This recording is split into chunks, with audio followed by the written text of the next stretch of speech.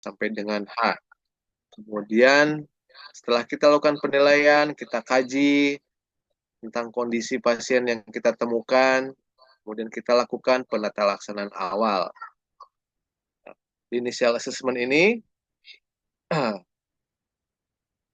ini ada tujuan pembelajarannya, yaitu setelah mengikuti mata ajar ini, peserta mampu melakukan penilaian dan penata laksanaan awal. Kemudian hasil pembelajarannya, yaitu menjelaskan konsep penilaian dan penata laksanaan awal, kemudian melakukan penilaian dan penata laksanaan awal, serta materi pokok dan submateri pokoknya, yaitu konsep penilaian dan penata laksanaan awal, definisi penilaian dan penata laksanaan awal, tujuan penilaian dan penata laksanaan awal, tahap penilaian dan penata laksanaan awal, kemudian masuk ke primary survey yang tadi saya sebutkan, yaitu A, B, C, D, E, F, G sampai dengan H. Kemudian setelah primary survey ada secondary survey. Setelah itu kita lakukan reevaluasi.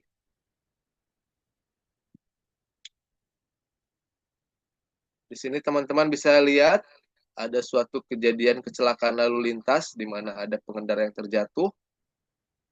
Kemudian setelah terjatuh dia tertabrak dari belakang.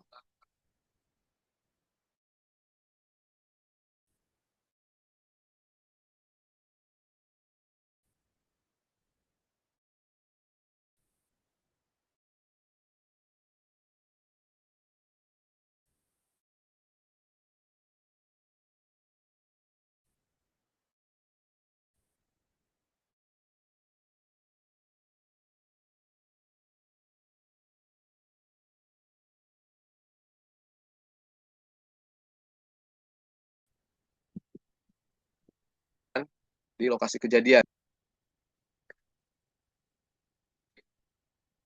Nah, tadi setelah kita lihat videonya, jadi tadi ada korban kecelakaan lalu lintas. Tuh, kemudian dia terjatuh, setelah terjatuh, kemudian ada kondisi lagi di mana dia tertabrak lagi oleh kendaraan dari belakangnya. Kemudian setelah itu datanglah beberapa orang penolong, orang-orang sekitar yang menolong korban. Saat kita menolong korban, itu kita harus berhati-hati. Nah, ini ada di penata laksanaan awal itu ada pre-hospital dan intra-hospital. Nah, yang tadi, yang penolong yang datang itu masuknya ke dalam pre-hospital. Nah, jadi dalam pengelolaan pasien di pre-hospital atau di luar rumah sakit, kita harus lakukan dengan betul. Jangan sampai pertolongan yang kita lakukan terhadap pasien atau terhadap korban malah memperburuk keadaan atau kondisi korban tersebut.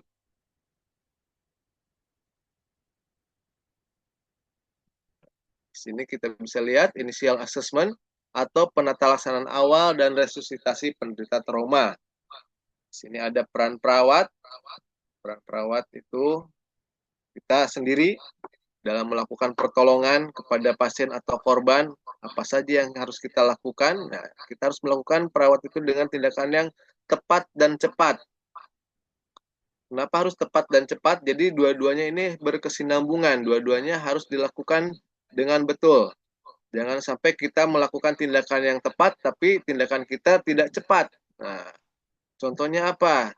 Contohnya kita menemukan pasien. Tadi pasiennya ternyata saat terjatuh ada perdarahan aktif.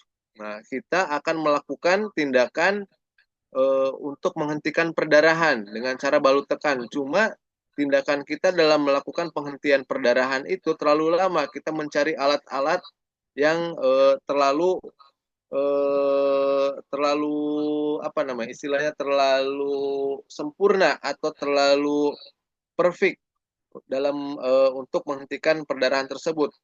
Kita harus mencari ke sana kemari, padahal pasiennya perdarahan aktif. Nah, karena terlalu lama kita mencari alat untuk menghentikan perdarahan sampai-sampai pasiennya kehabisan darah. Nah, itu tindakannya tidak cepat, tapi sudah tepat apa yang akan dilakukan. Nah, itu bisa memperburuk kondisi pasien. Atau dibalik, umpamanya contohnya tindakannya cepat tapi tidak tepat. Nah, tadi pasiennya perdarahan, tapi tindakan yang dilakukan pertama bukan menghentikan perdarahan, Contohnya pasien dipindahkan terlebih dahulu atau tidak dilihat ada trauma servikal atau tidak. Nah, dipindahkan dengan cara yang asal-asalan, malah memperburuk kondisi pasien sehingga pasien jadi tidak bernapas. Jadi dua-duanya harus berkesinambungan antara tepat dan cepat. Nah, tujuannya apa? Tujuannya tadi supaya tidak terjadi kecacatan atau kematian. Jadi kondisinya tidak semakin memperburuk tindakan kita yang sudah kita lakukan terhadap pasien tersebut. Jadi kenali dulu situasinya atau kondisinya, lingkungan di sekitar. Aman diri, aman pasien, aman lingkungan. Nah, kita lihat apakah kita sudah aman dari keadaan atau kondisi di sekitar, kemudian aman pasien, pasiennya sudah aman atau tidak saat akan kita pindahkan, atau lingkungan di sekitar pasiennya. Kemudian aman lingkungan, lingkungannya kita lihat apakah ada kondisi-kondisi yang bisa memperburuk keadaan pasien tersebut. Jadi dalam initial assessment kita mengenal danger, yaitu aman diri, aman pasien, aman lingkungan. Nah, aman diri kita gunakan APD yang sesuai, bisa kita pakai sarung tangan, kita pakai masker, atau kalau di rumah sakit bisa kita pakai apron atau bugle atau sepatu boot. Kemudian aman pasien, pasiennya saat kita lakukan ditempatkan di posisi yang betul, jangan sampai saat kita lakukan pemindahan pasien, pasiennya malah makin memperburuk, pasiennya semuanya fraktur di kaki, tapi kita mengangkat pasiennya langsung diangkat begitu saja, tidak dilakukan fiksasi terlebih dahulu, sehingga frakturnya semakin memperparah kondisi frakturnya. Atau pasiennya fraktur servikal, kita pindahkan pasien tanpa mengamankan bagian servikalnya. Dan yang terakhir adalah aman lingkungan. Di lingkungannya harus aman, jangan sampai kita menolong pasien malah akan membahayakan dari pasien dan diri kita sendiri. Nah, untuk pendekatan sistematisnya setelah kita tadi danger, nah kita pastikan dulu pasiennya sadar atau tidak sadar. Kalau pasiennya ternyata sadar, kita bisa langsung memulai tindakan primary survey. Nah, tadi primary survey itu mulai dari A, B, C, D, E, F sampai dengan H.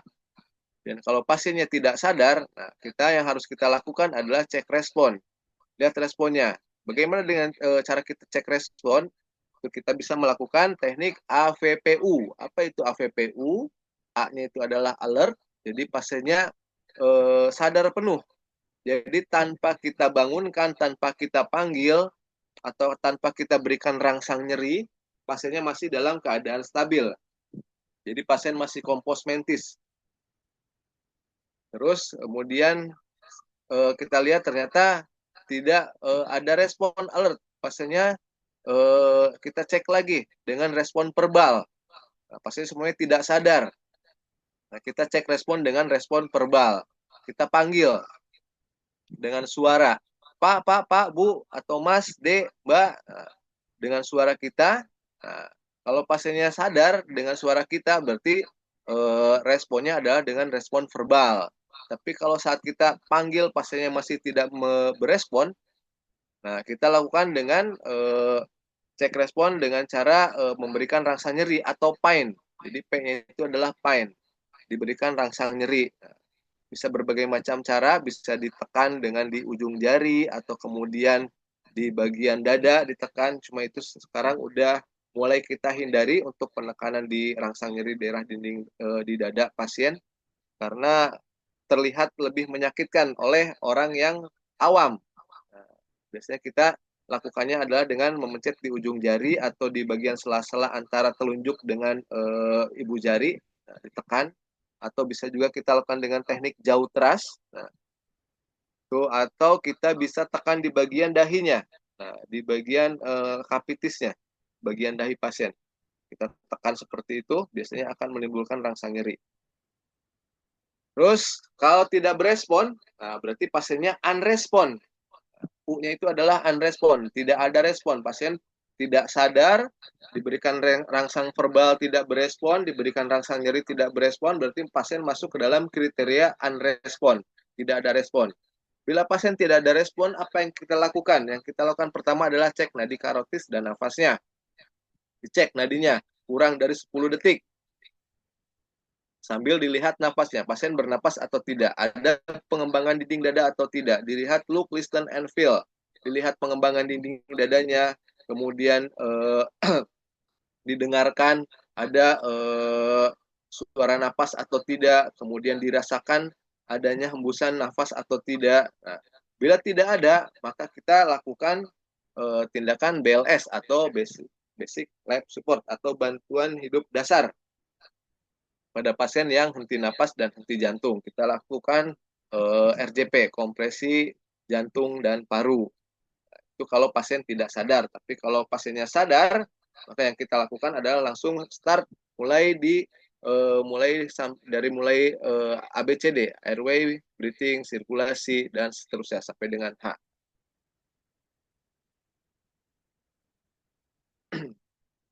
Kemudian prinsip penanganan penderita trauma. Nah, tadi ada survei definitif, definitif survei, ada kemudian secondary survei, dan yang terakhir adalah terapi definitif. Jadi primary survei itu kita mulai dari A, B, C sampai dengan H. Dan ini masuk ke dalam pengkajian primer atau primary survei. Apa saja yang dikaji di primary survei? Yang pertama adalah A, yaitu airway. Dilihat airway-nya bebas atau tidak jalan napasnya, ada sumbatan jalan napas atau tidak. Apa saja contoh-contoh sumbatan jalan napas? Namanya ada cairan, biasanya ada suara gargling, atau pasiennya tidak sadar, lidahnya jatuh, terdengar suara stridor. Kemudian teknik apa yang harus kita lakukan di airway untuk membebaskan jalan napasnya.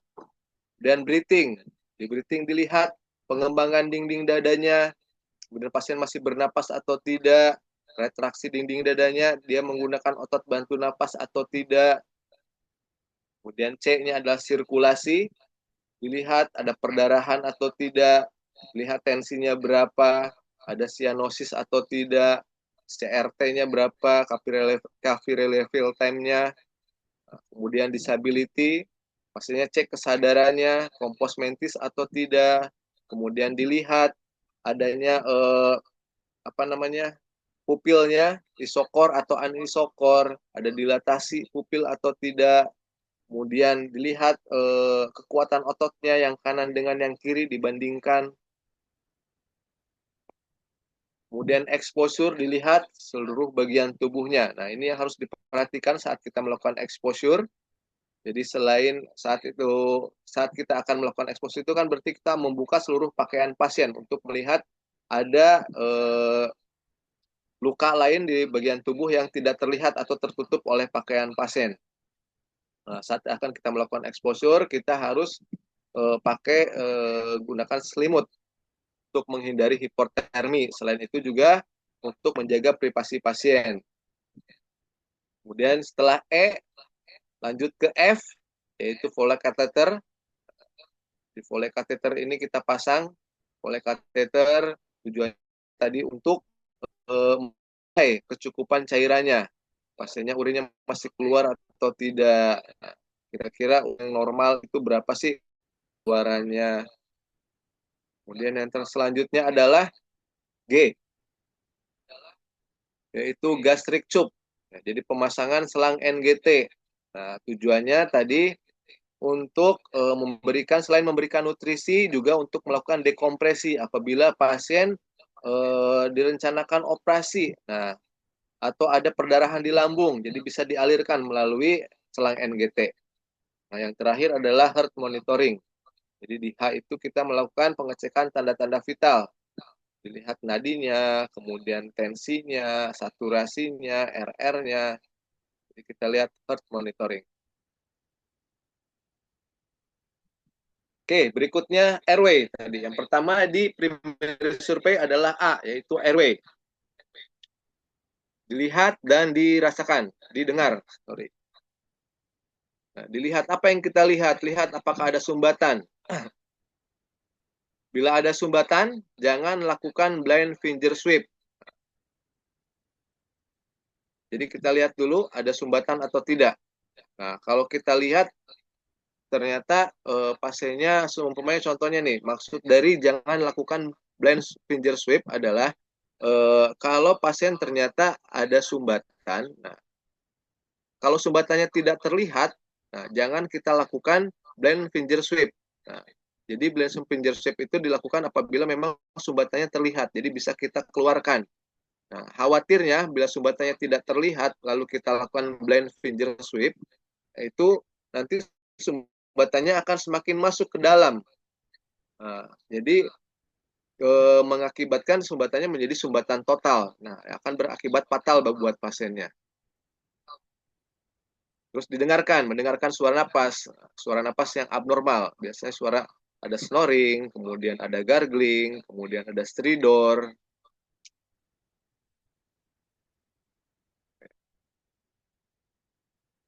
Yang di A, yang kita lakukan tadi selain membebaskan jalan napas, yang kita lakukan juga adalah kontrol servikal.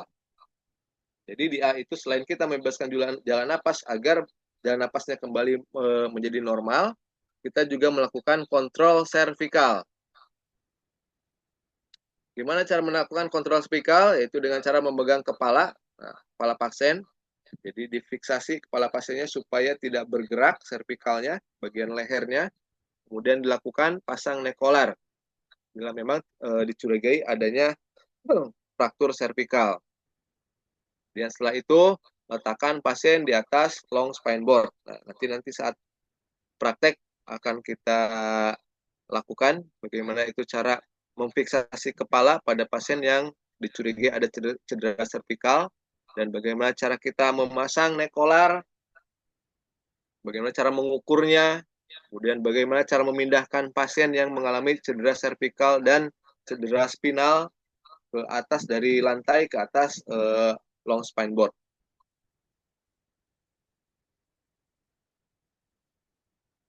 Untuk pasien-pasien servikal yang harus kita perhatikan adalah adanya penurunan kesadaran, adanya jejak pada daerah frontal dan servikal. Jadi di daerah depan, daerah wajahnya ada tanda-tanda jejas, biasanya di daerah mata, kemudian ada luka trauma atau luka robek di daerah dahi atau di daerah trauma kavitis, kemudian adanya keluar perdarahan dari hidung dan telinga, kemudian adanya jejas di daerah servikal atau di daerah lehernya, dari mulai klavikula ke atas. Ini harus kita waspadai pasiennya mengalami fraktur servikal atau pasiennya mengalami multiple trauma. Jadi traumanya lebih dari satu, ada banyak trauma, mulai dari kepala, tangan, dada, kaki, nah banyak traumanya. Kemudian setiap ada luka tumpul di atas klavikula, jadi di atas klavikula ada luka tumpul, nah itu harus kita waspadai pasiennya mengalami fraktur servikal. Atau biomekanik trauma yang mendukung. Apa itu maksudnya? Pasiennya supaya lagi mengendari kendaraan bermotor, tiba-tiba terjatuh, tabrakan, jatuhnya sampai guling-guling. Nah, guling-guling kepalanya kebentur lagi. Bentur ke trotoar atau kebentur ke batu atau benda yang keras. Ini biomekanisme trauma. Atau pasien yang mengendarai mobil, nah supirnya biasanya atau penumpangnya bagian depan. Biasanya yang terjadi fraktur servikal itu adalah penumpang di depan atau supirnya. Nah, jadi gerakannya itu dia sampai ada gerakan bolak-balik antara ke depan dan ke belakang karena adanya tabrakan. Nah, jadi ada proses pasien tersungkur ke depan ke bagian setir atau bagian dashboard mobil. Nah, setelah itu karena benturannya keras dia terpental lagi ke belakang. Nah, itu biasanya dicurigai ada biomechanical trauma. Dan penanganannya tadi kita lakukan fiksasi kepala secara manual, pasang nekolar, kemudian pasang head stabilizer, dan gunakan LSB untuk memindahkan pasien.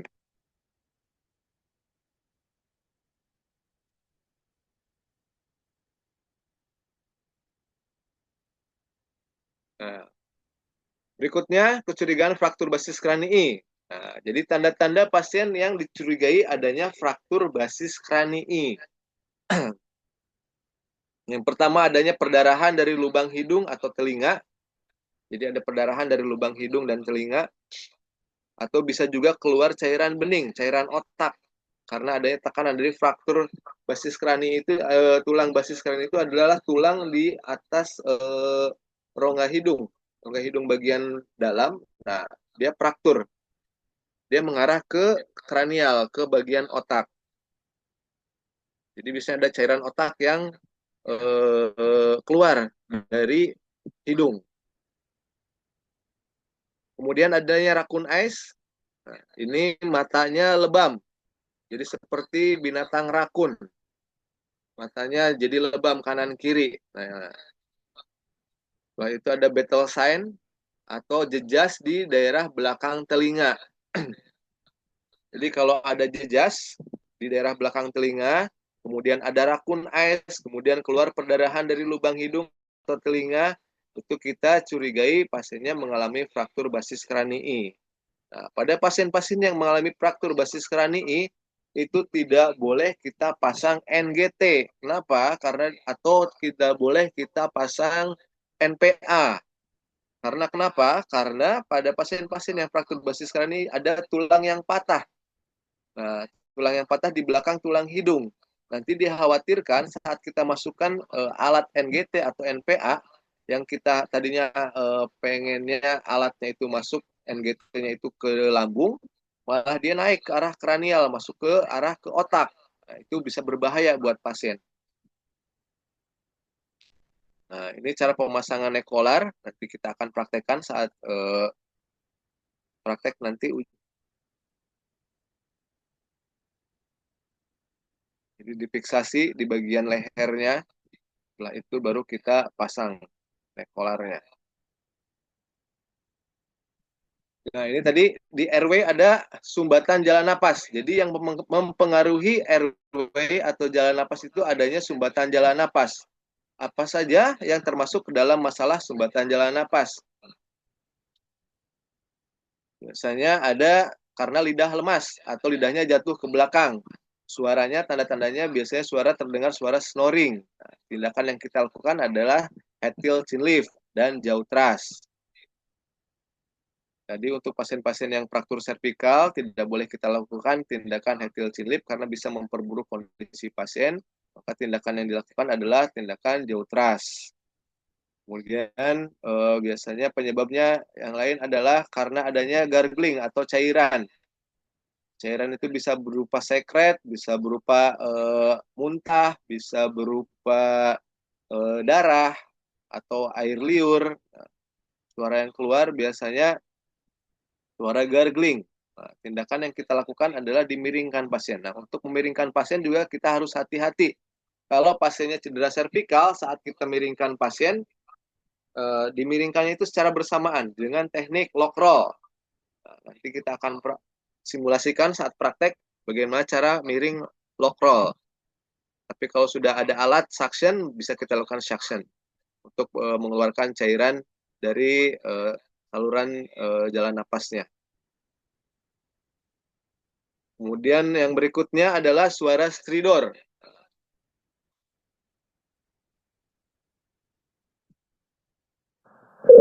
Suaranya kayak gini, suara stridor.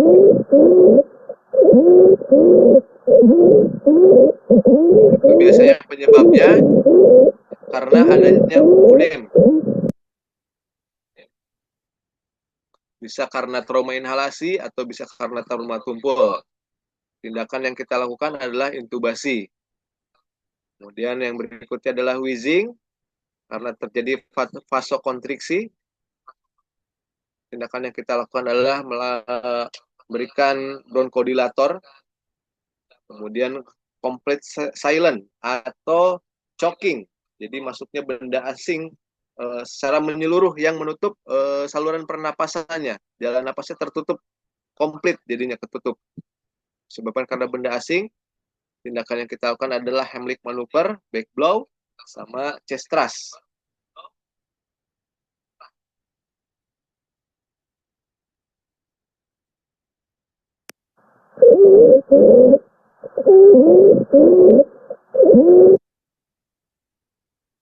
Ini yang eh,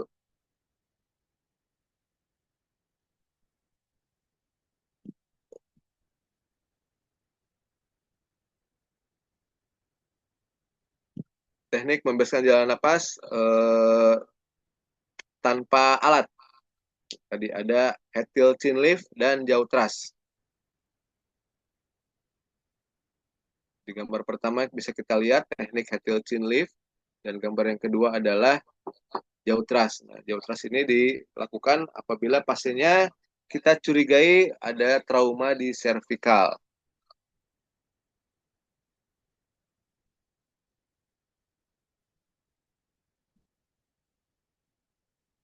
Ini untuk membersihkan jalan napas tadi dengan teknik pinjer sweep.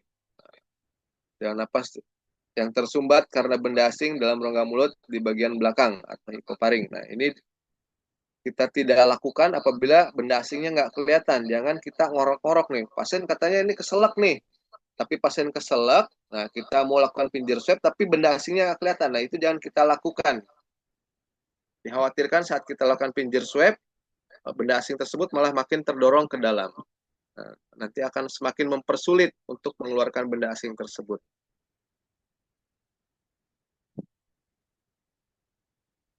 Ini untuk membersihkan jalan napas dengan menggunakan alat, tadi kita bisa lakukan suction,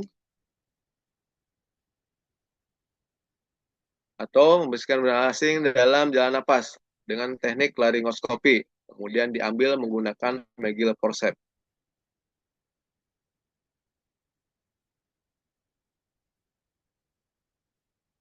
Ini tadi di gambar atas ada yang suction melalui ETT, kemudian yang bawahnya suction melalui tracheostomi. Nah, untuk suction sendiri tadi saat kita melakukan suction jangan lebih dari 10 detik. Kenapa tidak boleh lebih dari 10 detik? Karena saat kita melakukan suction yang terhisap oleh alat suction itu tidak hanya cairan yang ada di mulut atau di jalan napasnya.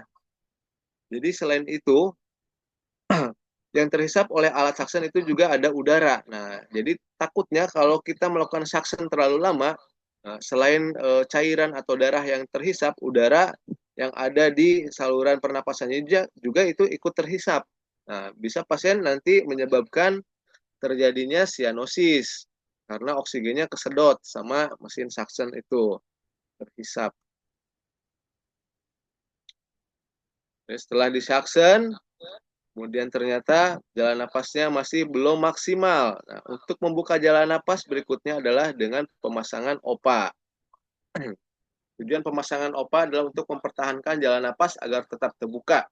Misalnya pasien-pasien yang tidak sadar, kita pasang OPA. Nah, kalau pasiennya masih sadar, jangan dipasang OPA, karena masih ada refleks muntah atau gag refleks. Tujuannya tadi supaya menahan pangkal lidahnya supaya tidak jatuh ke belakang. Jadi tidak menghambat saluran jalan napasnya atau airway-nya.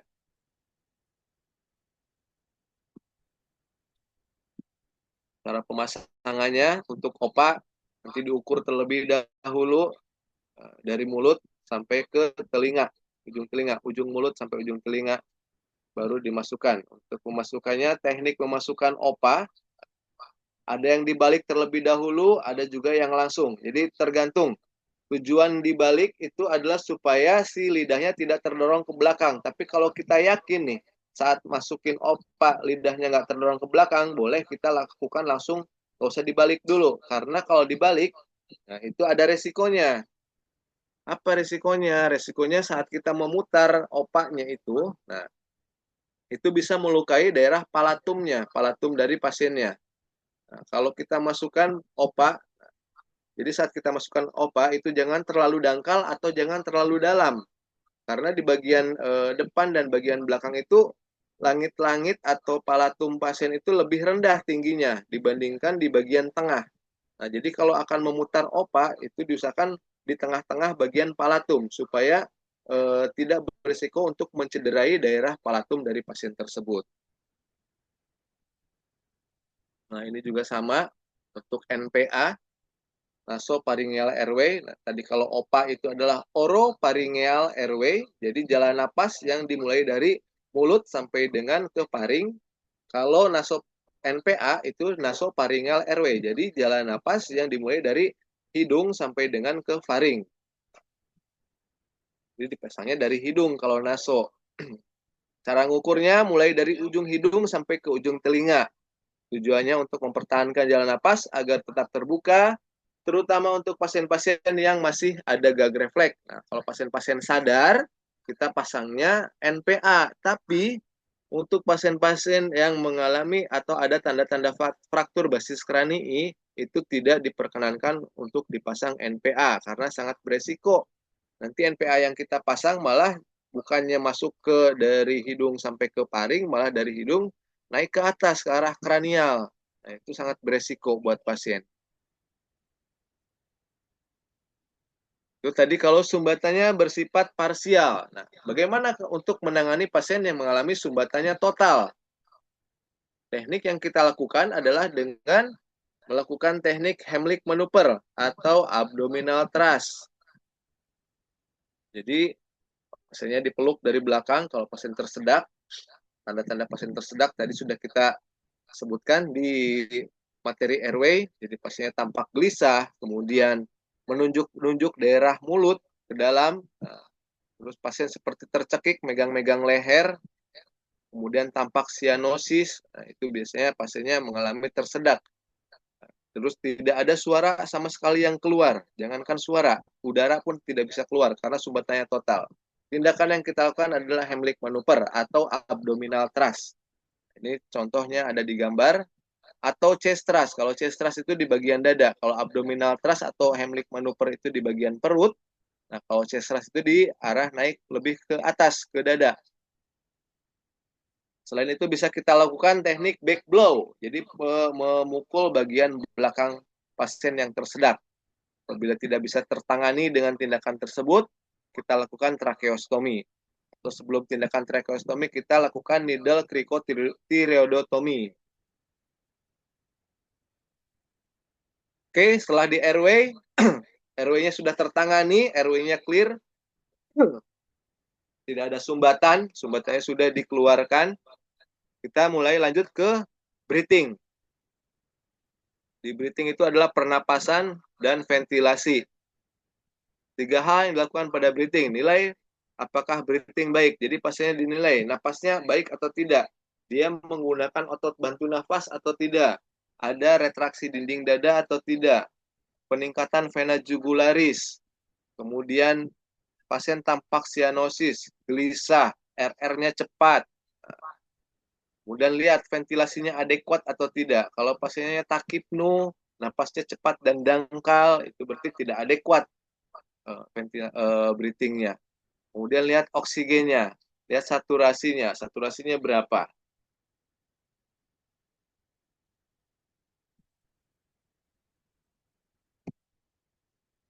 Nilai pernapasannya, berikan O2 bila ada indikasi kalau saturasi kurang dari 90%.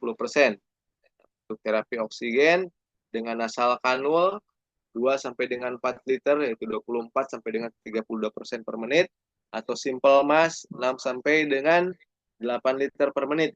Ini jadi beda-beda referensi. Makanya tadi saya bilang, saya nggak pernah ngasih nasal kanul lebih dari 4 atau sampai 5. Biasanya di bawah 5, paling banyak itu 5. 5 aja udah kayaknya nggak enak ngelihatnya. Karena dia biasanya nggak nyaman pasiennya kalau dikasih sampai dengan flow 5 liter per menit. Dan berikan simple mass. Atau selanjutnya bila memang masih belum naik oksigennya, kita berikan partial rebreather atau rebreathing, master rebreathing atau non rebreathing. Kalau pasiennya masih belum adekuat juga diberikan non rebreathing, napasnya masih bradipnu, nah kita lakukan rescue breathing atau napas tambahan dengan cara memberikan ventilasi dengan BVM.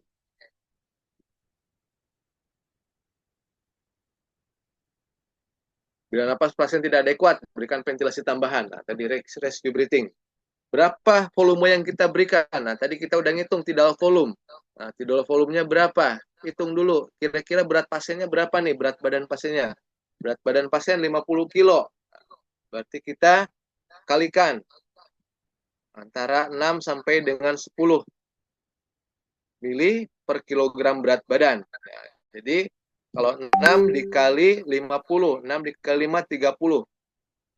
Jadi 300 mili per kilogram berat badan. 300 mili tidal volumenya yang kita berikan. Nah, dari bagging ini, nah, kalau bagging dewasa, isinya itu volumenya 1.500. Nah, kalau 300 berarti nggak nyampe sepertiganya. Jadi kita yang kita bagging cukup sedikit aja. Bagian ujung dari belakangnya udah cukup sebetulnya. Jadi nggak usah terlalu bersemangat. Mentang-mentang biasanya kalau pasien ada pasien yang code blue, pasiennya henti napas, kita langsung semangat nih gara-gara pasien henti napas, kita berikan ventilasi yang berlebihan sampai habis tuh di kompa baggingnya. Nah, itu bisa berbahaya buat pasien, bisa menyebabkan barotrauma. Nah, jadi sesuaikan dengan berat badan pasien kalau kita akan melakukan bagging. Nah, ini bagging kalau tanpa oksigen, bagging itu nilainya konsentrasi oksigennya 21%. Nah, kalau bagging dengan reservoir, nah, kalau bagging tanpa reservoir itu kadar oksigennya dengan pemberian oksigen 8 sampai 10 liter itu 40%. Dan kan kalau bagging, pemberian bagging dengan reservoir, nah, konsentrasi oksigennya itu bisa 100% dengan pemberian 10 sampai dengan 15 liter. Oke, yang di breathing berikutnya adalah kita inspeksi, yang kita lakukan di breathing. Jadi inspeksi, auskultasi, palpasi, dan perkusi. Jadi IAPP. IAPP boleh, IPPA boleh, yang penting semuanya sama aja. Yang penting ada inspeksi, auskultasi, palpasi, dan perkusi. Boleh dibolak-balik mana dulu. Diinspeksi, lihat pengembangan dinding dadanya, dilihat RR-nya, kemudian lihat saturasinya, lihat ada trakea, pergeseran trakeanya ada atau tidak, kemudian ada dilihat peningkatan vena jugularis, kemudian lihat ada luka robek, lukanya terbuka, luka tembus, atau luka menancap. Terus diauskultasi, didengarkan suaranya, ada suara apa aja, vesikuler kalau masih normal, kemudian suara ronhi, kemudian dipalpasi, saat dipalpasi ada krepitasi atau tidak, kemudian apakah ada tulang yang patah, ada benjolan, kemudian di perkusi, perkusi di bagian paruh sebelah kanan dan kirinya kita bagi menjadi bisa 4 lobus, bisa menjadi 6 lobus. Kalau di bagian 4 lobus, bagian atas, bagian apek, apek kanan, apek kiri, kemudian basal kanan, basal kiri. Untuk kalau dibagi 4, itu bagian bawahnya bagian basal, antara basal kanan, basal kiri dibandingkan suaranya sama atau tidak, suaranya seperti apa, apakah suaranya hipersonor atau sonor, atau suaranya dullness. Kalau dibagi 6, berarti apex kanan, apex kiri, medial kanan, medial kiri, basal kanan, basal kiri.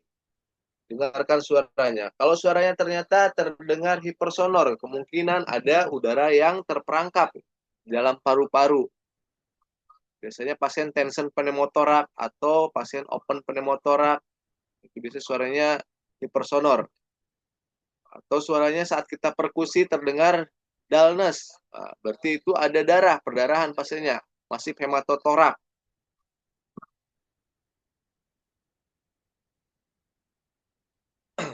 Nah, ini diinspeksi, buka baju pasien, ada jejas, pergerakan dinding dada, auskultasi, didengarkan suaranya, bunyi jantungnya didengarkan. Kalau bunyi jantungnya menjauh, kemungkinan besar pasien mengalami tamponade jantung. Tindakannya juga akan berbeda pada pasien-pasien antara pasien tamponade jantung, pasien tension pneumotorak, pasien hematotorak. Nah, kita dengarkan ada suara apa aja.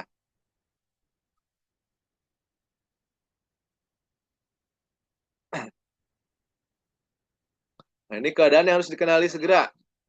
Pasien tension pneumotorak, masif hematotorak, tamponade jantung, open pneumotorak, pleural chest, dan contusio paru. Ini akan kita bahas.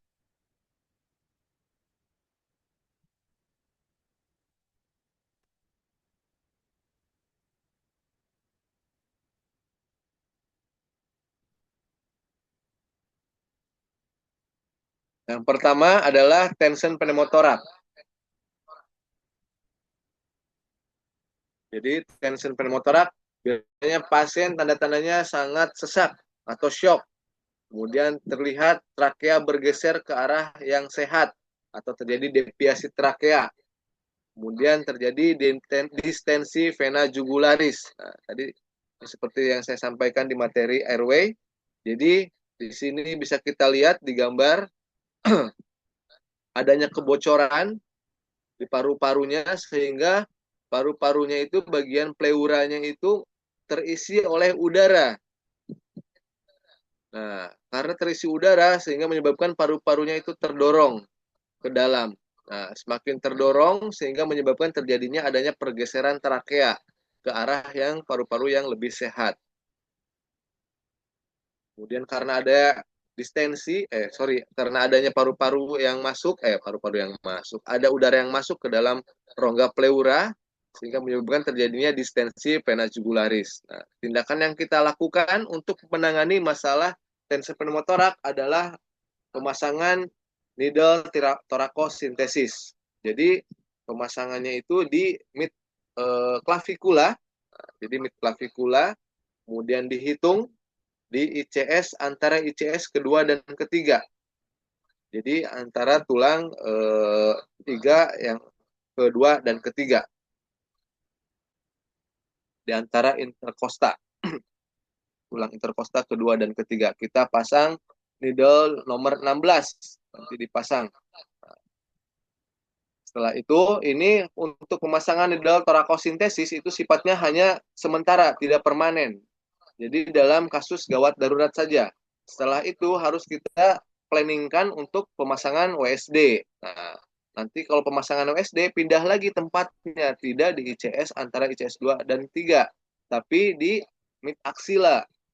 Nah, kenapa pemasangannya berbeda? Karena kalau pemasangan WSD itu kan dia pakai selang.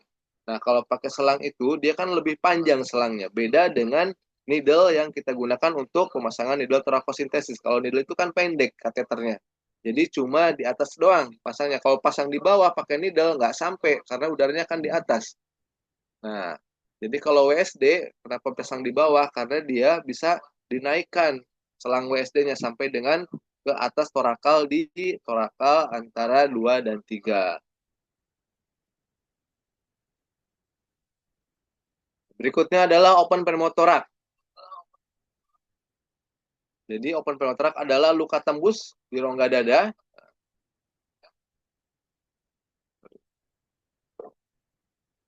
Kayaknya ini ada video.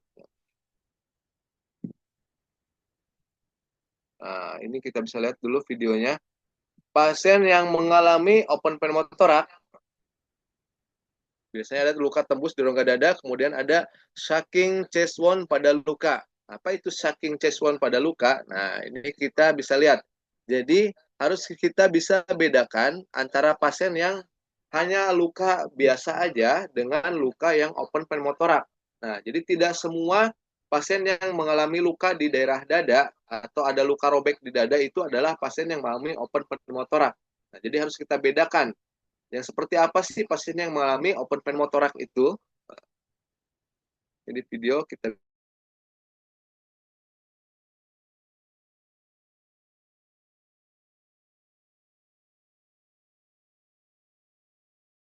bisa lihat.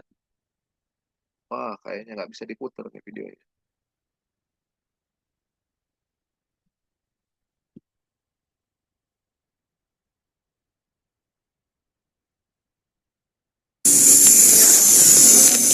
Thank you. You didn't have anything on her belly? That, I mean, she had something like that.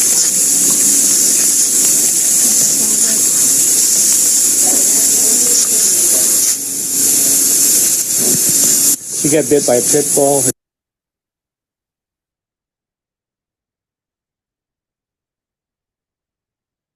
dad got pretty badly bit up, but she's got a sucking chest wound here. Her chest X-ray actually looks pretty good, but she's got a bunch of. Oh, I'm sorry, big girl. you're not gonna touch it. You're just gonna show them, okay? I'm gonna fix it so it doesn't hurt, okay? Does it hurt a lot or a little bit?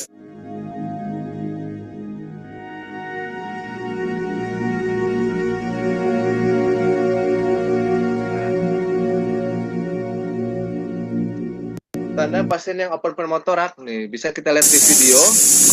Jadi ada udara yang keluar masuk di daerah luka yang robekannya itu. Nah, kalau nggak ada udara keluar masuk dari luka yang robek, itu tidak termasuk ke dalam open pneumotorak.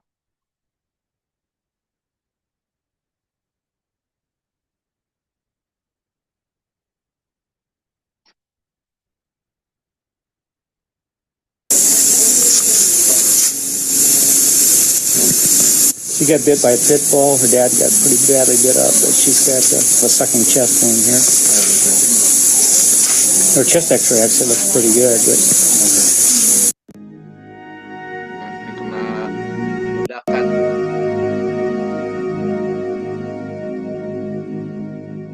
Kemudian masalah yang ketiga, yang masalah breathing yang mengancam, yaitu adalah masif hematotorak.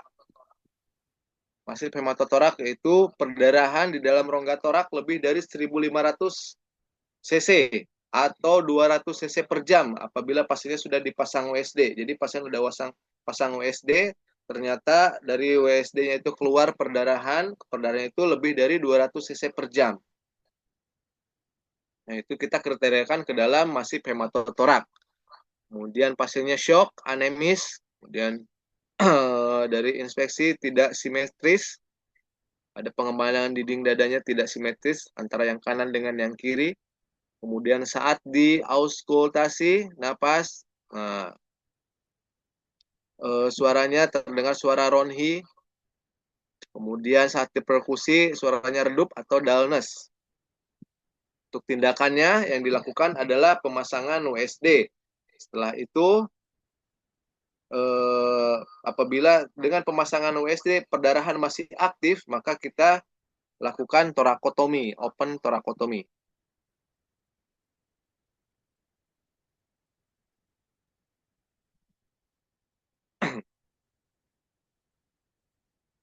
Masalah berikutnya yang keempat adalah flail chest dengan kontusio paru.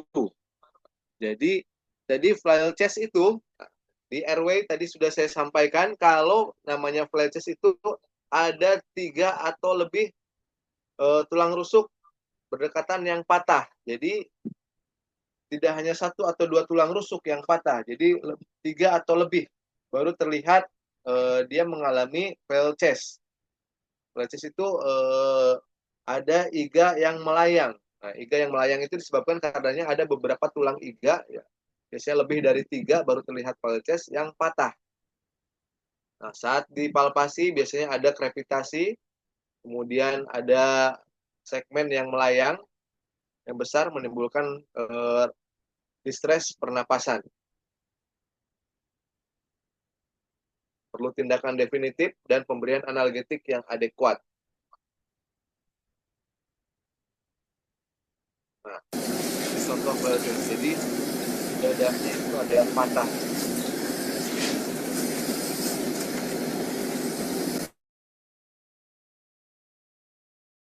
Di bagian tengah.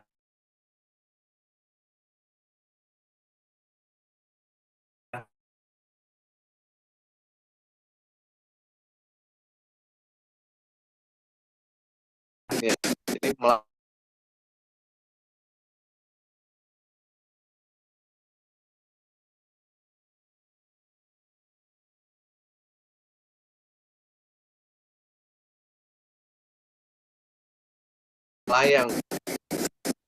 yang atas dengan yang bawah.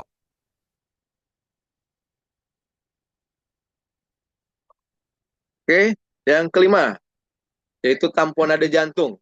atau robeknya pembuluh darah yang menyebabkan perdarahan di perikardium sehingga jantung tertampon oleh darah dan tidak bisa berdenyut. Nah, jadi ini contohnya. Jadi jantung yang sehat ini gambar yang sebelah kiri dan ini jantung yang mengalami tamponade jantung. Jadi jantungnya itu ada perdarahan.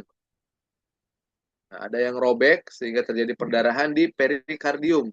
Jadi di bagian luarnya antara miokardium.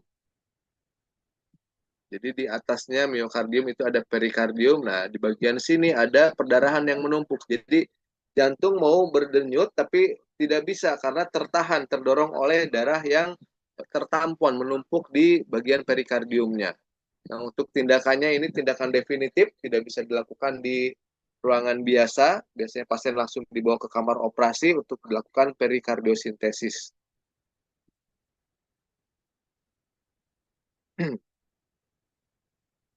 Ini yang harus kita stabilkan segera. Airway breathing wajib distabilkan segera. Karena kenapa? Karena masalah airway breathing apabila tidak ditangani dengan cepat, itu bisa menyebabkan kematian.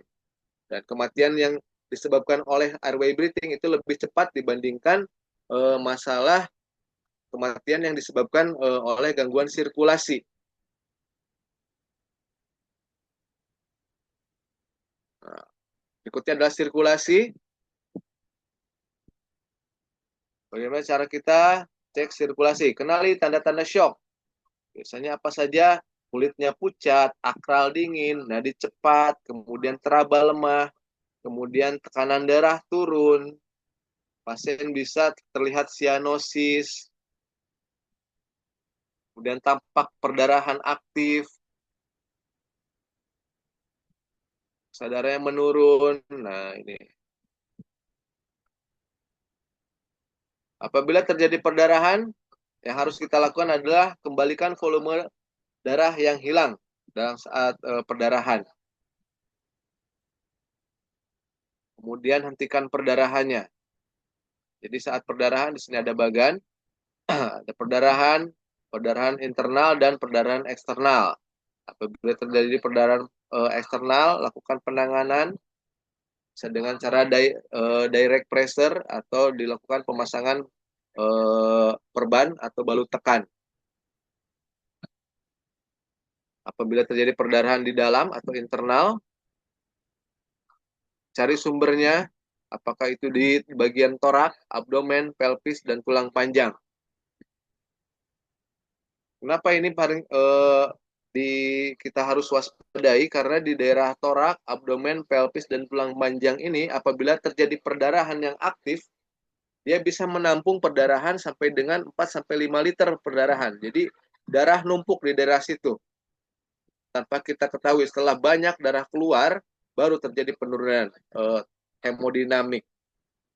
Karena tadi di bagian sini bisa menampung jumlah darah lebih banyak dibandingkan di bagian-bagian lain. Untuk penanganannya bisa dengan pemasangan bidet atau PASG. Ini kontrol perdarahan, lakukan balut tekan, kemudian lakukan elevasi. Supaya tujuannya itu untuk melawan gravitasi tadi. Kalau darah kan akan turun ke bagian yang lebih rendah. Kalau dielevasikan, harapannya perdarahannya semakin berkurang.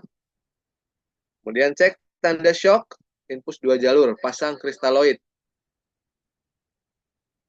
Ini untuk pasien yang mengalami fraktur di pelvis, kita pasang pelvic sealing atau bisa pasang kalau ibu hamil itu dipasang gurita. Nah, bisa kita gunakan untuk pasien-pasien yang mengalami fraktur pelvis. Perbaikan volume, resusitasi cairan, pasang infus 2 jalur dengan jarum besar, usahakan pakai jarum yang lebih besar, tujuannya supaya cairan masuk bisa lebih banyak. Tapi biasanya kalau pasien-pasien sudah shock itu kita akan kesulitan untuk pasang jarum yang lebih besar, biasanya pakai yang agak lebih kecil lagi. Tapi yang penting volumenya masuk dulu. Apabila volume udah mulai masuk, biasanya akan mulai terbuka tuh apa namanya pembuluh darahnya. Nah, pembuluh darahnya akan semakin melebar kalau volumenya udah mulai cukup. Baru kita pasang tambah lagi yang lebih besar jarumnya. Memberikan cairan linger laktat atau kristaloid apabila memang diperlukan. Kalau perdarahannya sudah terlalu banyak, kita bisa berikan cairan koloid atau bisa berikan transfusi. Kemudian lakukan balut tekan bila perdarahannya eksternal. Evaluasi respon penderita terhadap pemberian cairan. Jadi kita evaluasi. Jadi sebelum kita memberikan cairan juga kita harus waspadai kalau pasien-pasien yang memiliki penyakit riwayat penyakit jantung. Nah, jangan sampai pasien yang memiliki riwayat penyakit jantung kita berikan cairan terlalu berlebihan karena itu akan semakin memperberat kerja jantungnya. Kemudian setelah sirkulasi lanjut ke disability. Nah, di D atau disability yang kita lakukan adalah menilai status neurologisnya atau GCS-nya. Lakukan penilaian tingkat kesadaran, cek GCS, kemudian dilihat pupilnya simetris atau tidak, atau pupilnya isokor atau anisokor, masih ada reaksi terhadap cahaya atau tidak pupilnya. Pupilnya kalau tidak ada reaksi cahaya biasanya akan dilatasi, atau pupilnya pinpoint, atau pupilnya anisokor, tidak sama antara yang kanan dengan yang kiri. Kemudian kita nilai kekuatan ototnya, motorik kanan dan kiri. Nah, ini mengindikasikan pasien mengalami trauma di daerah kepala. Misalnya kalau ada perdarahan di daerah otak, nah, akan berbeda antara kekuatan otot yang sebelah kanan dengan yang sebelah kirinya. Kaji tingkat kesadaran dengan AVPU tadi disampaikan di awal, alert itu pasiennya full kompos mentis. Jadi kompos mentis full, pasiennya benar-benar sadar. Kemudian kalau dengan voice, pasien baru menerima atau merespon apabila kita panggil dengan suara. Kemudian pain itu pasien akan merespon apabila kita berikan rangsang terhadap nyeri. Dan unrespon itu pasien yang tidak ada respon sama sekali, mulai dari diberikan rangsang suara, kemudian rangsang nyeri, dia tidak berespon sama sekali. Berarti pasiennya masuk ke dalam unrespon. Selanjutnya adalah exposure. Kita lihat, nah ini harus kita perhatikan tadi, saat kita akan melakukan exposure, kita siapkan selimut. Jangan sampai pasiennya jadi hipotermi gara-gara kita lakukan exposure. Selain itu kita selain menjaga agar pasien tidak hipotermi juga memberikan privasi terhadap pasiennya. Untuk teknik exposure pada pasien-pasien yang mengalami fraktur servikal dan spinal yang kita lakukan adalah dengan teknik lock roll supaya menjaga agar tetap inline antara di servikal dengan bagian tulang belakangnya. Dan dilihat, dicatat apa saja yang kita dapatkan data-datanya dari hasil exposure, apakah ada luka lecet, luka tembus, luka robek, atau perdarahan, atau fraktur, dilihat. Yang selanjutnya adalah Foley catheter. Jadi di Foley catheter itu adalah pemasangan Foley catheter. Harus kita waspadai pada pasien-pasien yang ada perdarahan di orificium uretra externa atau UOE. Jadi kalau pasien-pasien pria, laki-laki di ujung penisnya itu terlihat ada darah. Itu tidak boleh dipasang kateter. Atau pasien yang mengalami hematom atau pembengkakan pada skrotum, atau prostat melayang, atau pasien yang mengalami trauma pelvis. Pokoknya pasiennya tergilas oleh kendaraan lain di bagian pinggulnya. Itu tidak boleh kita pasang Foley kateter karena bisa memperparah kondisi pasiennya. Dikhawatirkan itu di bagian saluran ureternya itu ada ruptur. Jadi saat kita pasang yang seharusnya masuk ke dalam bladder, Foley kateternya itu malah tidak bisa masuk. Nah, itu akan memperburuk keadaan. Tujuan dipasang Foley kateter adalah untuk memonitoring cairan yang kita berikan terhadap pasiennya.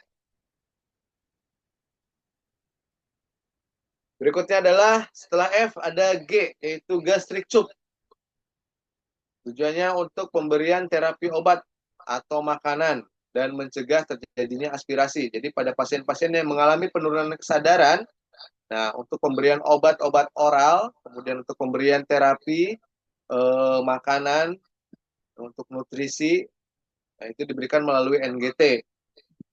Selain itu bisa juga untuk mencegah aspirasi atau pasien yang direncanakan untuk dilakukan operasi sito. Nah, supaya pasien baru makan 2 jam yang lalu, sedangkan pasien harus puasa kalau mau operasi. Operasi minimal, puasa minimal 6 jam untuk dilakukan operasi. Nah, ini kita bisa pasang NGT untuk mengeluarkan sisa-sisa makanan yang ada di dalam saluran pencernaan pasiennya. Jadi diharapkan tidak terjadi aspirasi saat dilakukan operasi. Nah, untuk pemasangan NGT juga sama tadi, ada kontraindikasi. Pada pasien-pasien yang mengalami fraktur basis kranii, itu tidak boleh dipasang NGT. Nah, tapi pasangnya melalui oral, jadi pasangnya OGT. Jadi ada nasogastrik, nah, itu lewat hidung. Kalau ternyata hidungnya ada fraktur basis kranii, jadi pakai OGT, orogastrik. Dari mulut pasang NGT-nya. Dan yang terakhir adalah heart monitor. Nah, jadi yang terakhir di primary survey ini adalah H, yaitu heart monitor. Jadi kita lihat, kita nilai pasiennya dengan riwayat penyakit jantung, pasien dengan trauma, pasien dengan kondisi hipovolemik berat, pasien dengan riwayat tersengat listrik atau tersambar petir. Jadi dilihat heart monitornya, EKG-nya bagaimana, kemudian dilihat tensinya, kemudian saturasi, pernapasan, nadinya, dilihat hemodinamik pasien tersebut. Kalau hemodinamiknya stabil, maka kita bisa lanjut ke secondary survey. Nah, tapi kalau ternyata hemodinamik masih belum stabil, masih ada gangguan, kita nilai lagi, cek lagi, mulai lagi primary survey-nya, dinilai apa ya kira-kira yang menyebabkan pasien hemodinamiknya tidak stabil. Apakah perdarahannya masih belum teratasi atau airway-nya masih belum clear. Nah, kita nilai lagi, direevaluasi. Kalau sudah stabil, kita lanjut ke secondary survey. Nah,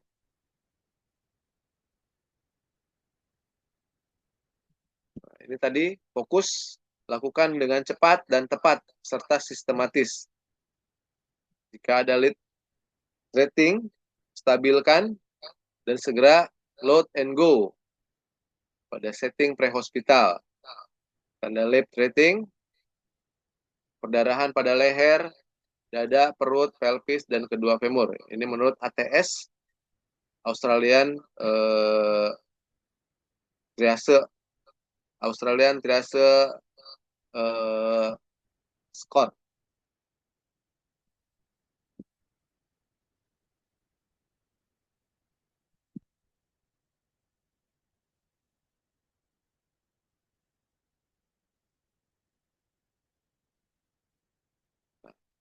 Setelah primary survey, kita lanjut ke secondary survey. Di secondary survey, nilai lagi ABC-nya, penderita stabil atau tidak. Kemudian apabila sudah stabil, dilakukan setelah primary survey selesai dan masalah teratasi, pasien sudah stabil, pemeriksaan teliti, mulai dari kepala sampai kaki, berurutan mencari cedera yang mengancam jiwa atau dapat menyebabkan kecacatan. Kemudian segera kembali ke primary survey jika ABC memburuk. Nah, di primary survey itu ada sampel. Jadi jika penderita sendiri tidak mungkin, sering ditanyakan pada petugas lapangan atau keluarga. Jadi kalau tidak memungkinkan kita melakukan anamnesa di secondary survey itu pada pasiennya, kita bisa menanyakan kepada pengantar. Itu bisa yang mengantar itu bisa petugas atau bisa pada keluarga. Nanti kita tanyakan riwayat dan perlukan di sampelnya itu. Nah, sampel itu ada dari singkatan, S-nya itu sign and symptom, jadi tanda dan gejalanya. Pasiennya kenapa nih? Tanda dan gejalanya kenapa? Kemudian A-nya alergi, jadi cek, ditanyakan ada riwayat alergi atau tidak. Ada riwayat alergi obat, alergi makanan, alergi debu, atau alergi yang lainnya. kita tanyakan.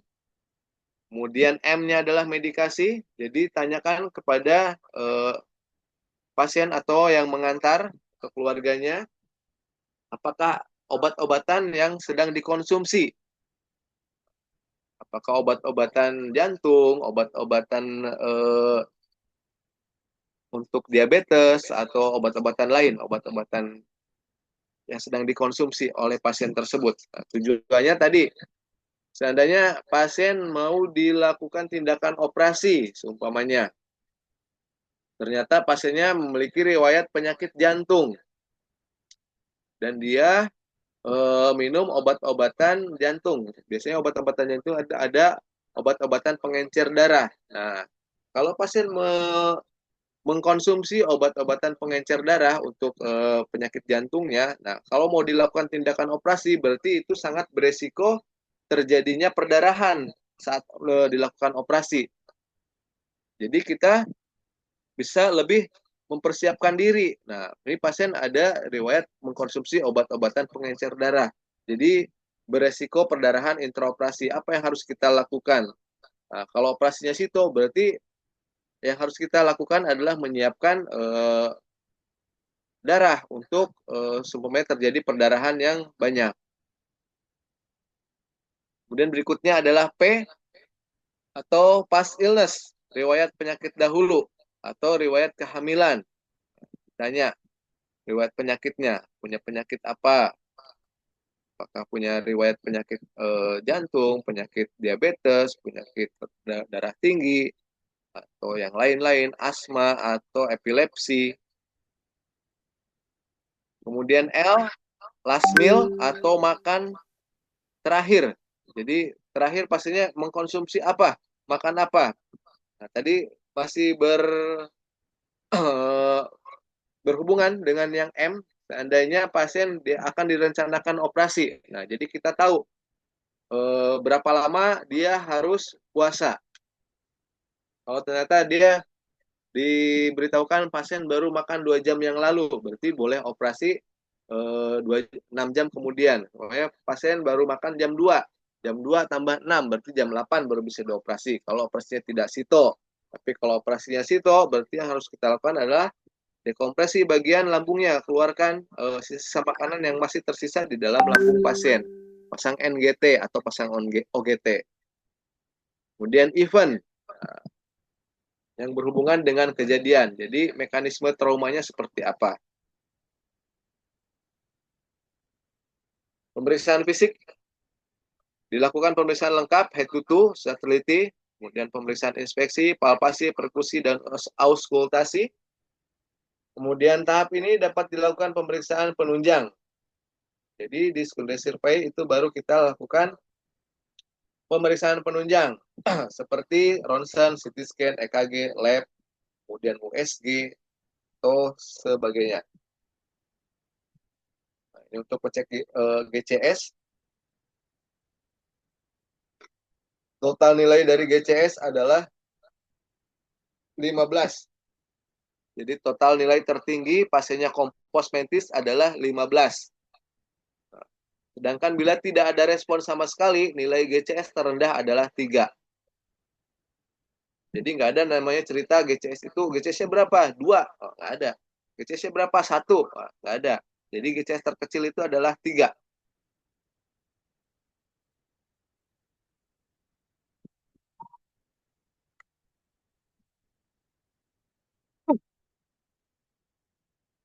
Pemeriksaan lengkap dilakukan. Setiap pasien dipindahkan, setiap tindakan dilakukan, setiap waktu bila pasien menunjukkan keadaan yang memburuk pada ABC.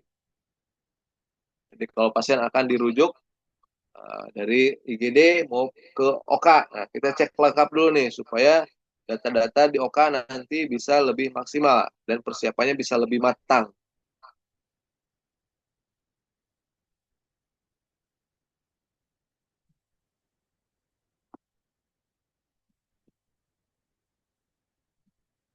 Ongoing exam, pemeriksaan saat merujuk, laporkan kondisi pasien dan monitoring. Untuk pasien-pasien yang emergensi, dilakukan monitoring setiap 5 menit. Sedangkan untuk pasien-pasien yang bersifat urgent atau stabil, Biasanya 15 menit. Ya.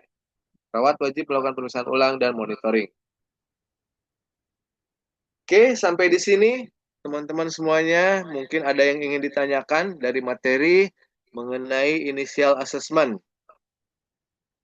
Jadi di initial assessment itu ada dua pengkajian, yaitu pengkajian primer dan sekunder. Di primer ada mulai dari A sampai dengan H. Kalau di sekunder itu ada namanya sampel dan pemeriksaan diagnostik penunjang. Oke, sampai sini teman-teman semuanya. Mungkin ada yang ingin ditanyakan.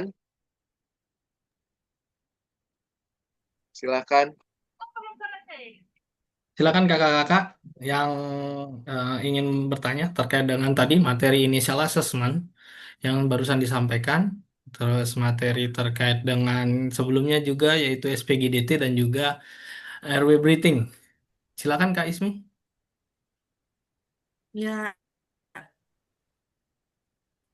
izin Ya mungkin bisa dimatikan Abah videonya dulu mau Kak. nanya, Oh ya, kalau misalnya kita ada di mungkin bisa keadaan yang dimatikan videonya dulu Kak. lihat keadaan yang Nah, udah oke, sudah Kak. ya misalnya misalnya saya lagi di jalan ketemu sama ada kecelakaan gitu ya Abah. Nah itu korbannya taruhlah wanita, udah lanjut usia. Nah itu dari tanda-tanda vitalnya tidak ada yang namanya kayak luka pendarahan terbuka atau memar atau apapun gitu. Nah, pasiennya itu saat saya temuin itu masih dalam keadaan sadar. Ya, setelah itu eh, beberapa menit kemudian saya tolong, istilahnya saya panggil ambulans segala macam, tapi sebelum ambulans itu datang, beliau itu masih sadar. Nah, setelah nggak lama itu datang, beliau tiba-tiba tidak sadarkan diri. Nah, itu tindakan yang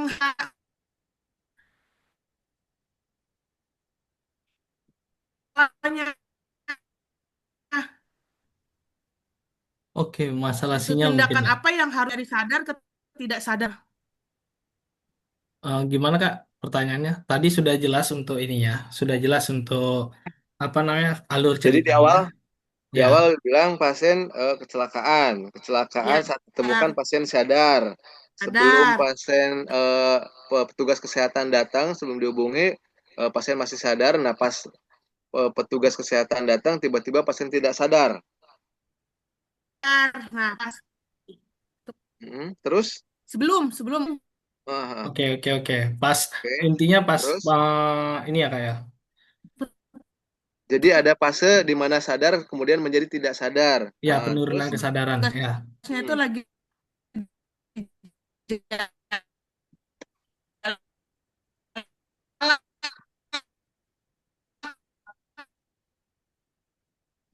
Oke, boleh ditulis Kak kayaknya lewat pertanyaannya. kolom chat aja deh. Iya, karena Putus-putus nih. macet-macetan beliau maaf itu Kak. Kami sudah tahu alurnya, tinggal Tinggal pertanyaannya kayaknya ya, Bang iya, Lade ya. benar, tinggal pertanyaannya. Baik ya, Bas, sebelum menunggu pertanyaan dari Miss Ismi, boleh saya bertanya? Ya, Ya, silakan. silakan Kak Apri. Contohnya nih, ada pasien gawat darurat yang kecelakaan di jalan. Terus pasiennya ini mengalami trauma dengan perdarahan yang hebat. Kita taruhlah di paha ada perdarahan terbuka. Namun pasien juga mengalami sumbatan jalan nafas parsial atau stridor. Mana yang lebih ditangani dulu? Apakah balut tekan atau sumbatan jalan nafasnya dulu yang dibuka. Terima kasih. Wah, ini lumayan menjebak ya. Silakan. Oke, Eh, mana yang lebih penting? Mana yang lebih utama? Nah, jadi di dalam kegawat daruratan yang paling utama adalah airway dulu yang kita selamatkan. Karena kenapa? Karena pada pasien-pasien yang mengalami gangguan airway, nah itu tingkat kematiannya itu lebih tinggi dibandingkan pasien-pasien yang mengalami gangguan sirkulasi. Itu. Jadi kita utamakan airway-nya dulu. Pasien yang mengalami gangguan apa namanya jalan napas, apalagi lebih dari 10 menit, nah, otak itu kan membutuhkan oksigen kurang dari 10 menit. Kalau lebih dari 10 menit, otak tidak menerima oksigen, nah itu bisa terjadi kematian jaringan otak. Nah, itu akan memperburuk keadaan. Nah, jadi selain itu, selain otak, juga organ-organ yang lain. Nah, jadi yang memang yang paling diutamakan, yang harus diutamakan saat terjadi kondisi seperti itu, utamakan di RW-nya dulu. RW-nya udah clear, baru kita lakukan tindakan di sirkulasinya. Gitu. Terima kasih, Pak. Oke, kita lihat di chat. Silakan Kak Ismi Ada untuk nggak? di chat atau Kak Ismi bisa Lagi di chat. ditulis, Kak. Oke, Lagi oke, ditulis. oke. Nah, ini bagus nih sinyalnya. Nah, jangan udah bisa nih.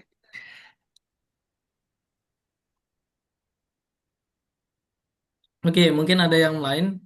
Kak Gadis mungkin atau Kak Lucia, Kak Lucy.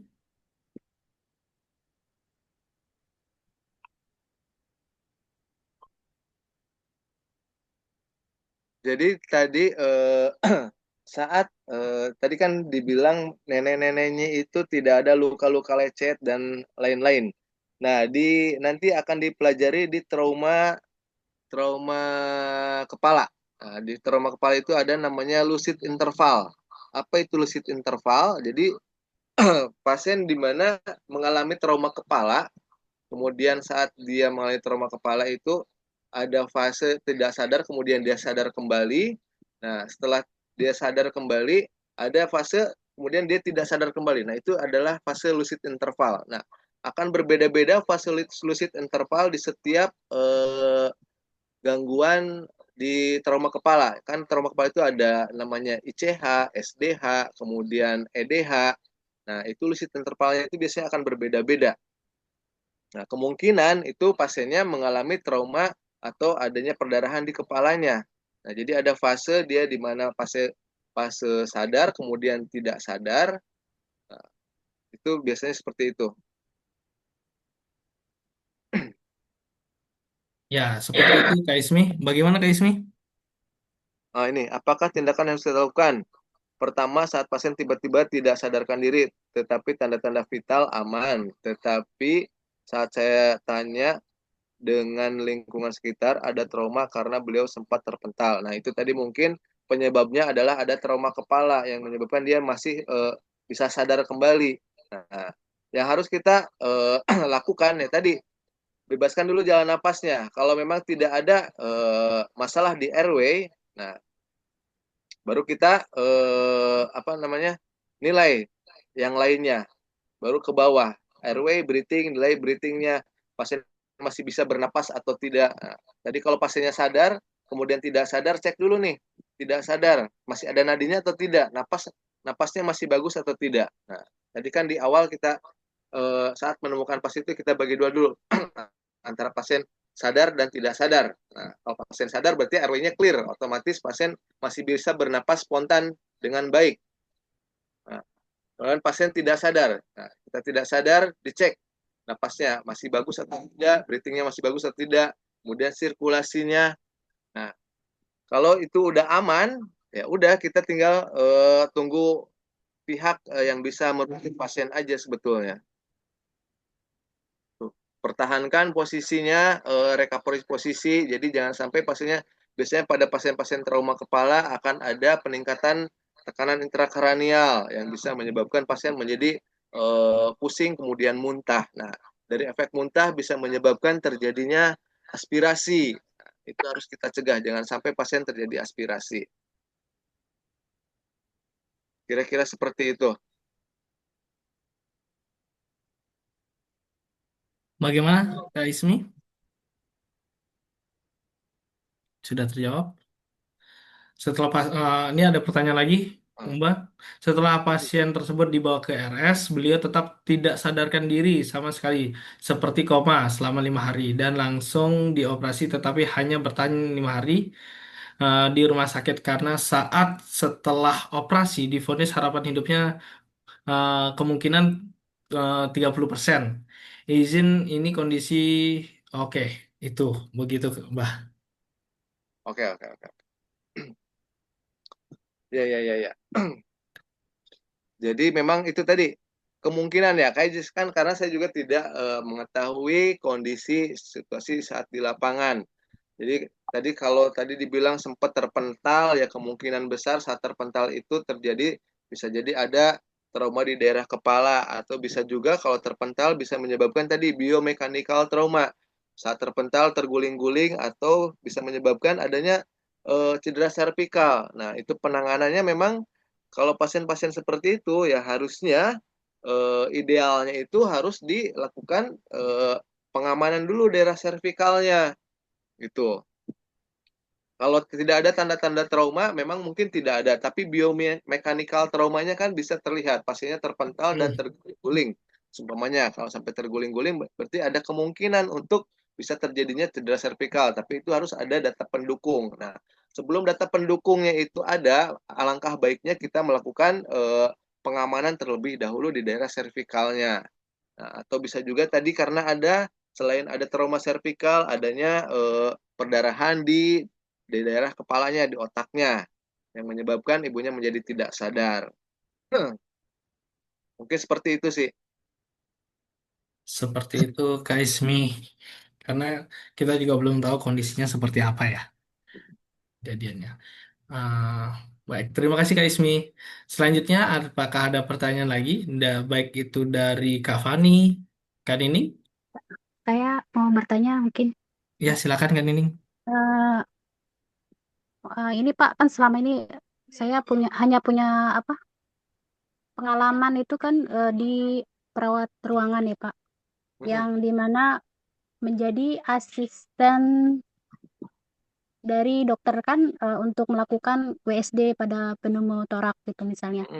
Atau ini tracheostomi itu atau kro, krokotiredoktomi itu apa? Krikotireotomi. Itu aspek legalnya apa? Gimana sih Pak? Selama ya apakah memang dibolehkan dilakukan oleh perawat atau kita itu hanya sampai batas mana gitu Oke. untuk melakukan itu, dan kalau misalnya ada kejadian henti napas di jalan, apa yang kita lakukan misalnya udah mengikuti itu semua, terus ternyata harus misal melakukan tindakan tracheostomi ya, kro apa sih? Ya.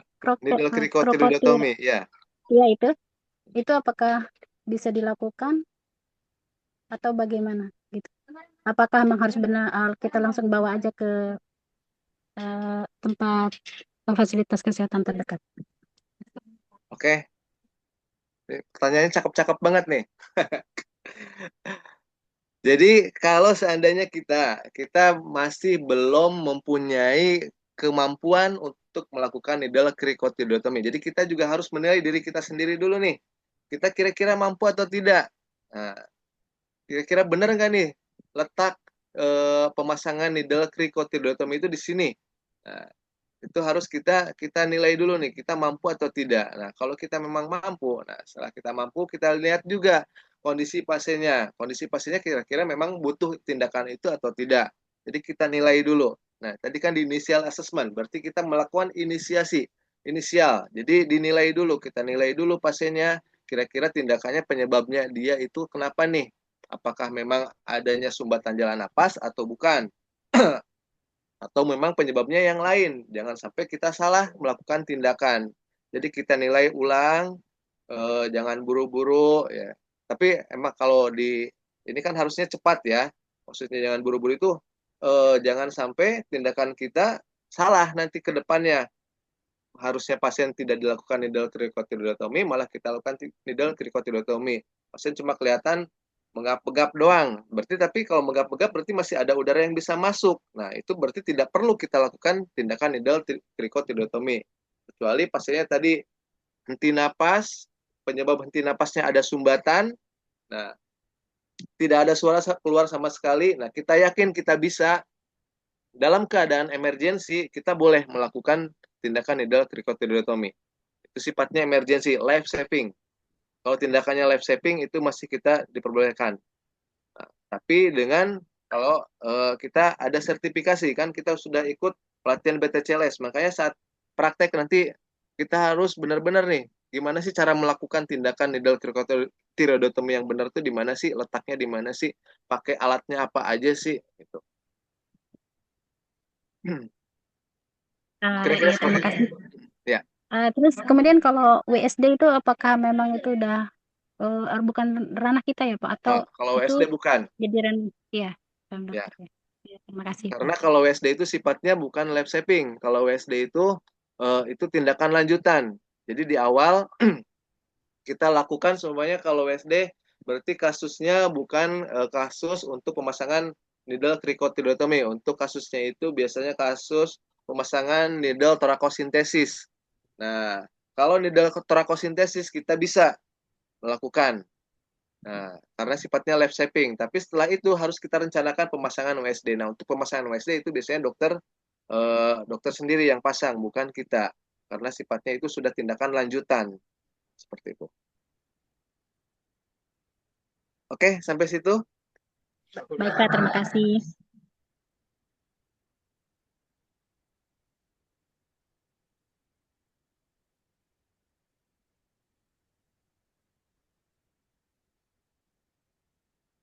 Silakan, ada lagi yang ingin ditanyakan atau sudah cukup? Silakan Kak. Sampai jam berapa kita? Apakah ada yang ingin ditanyakan?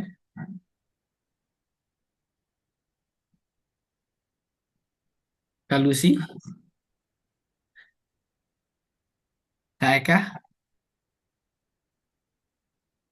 Apa sudah cukup?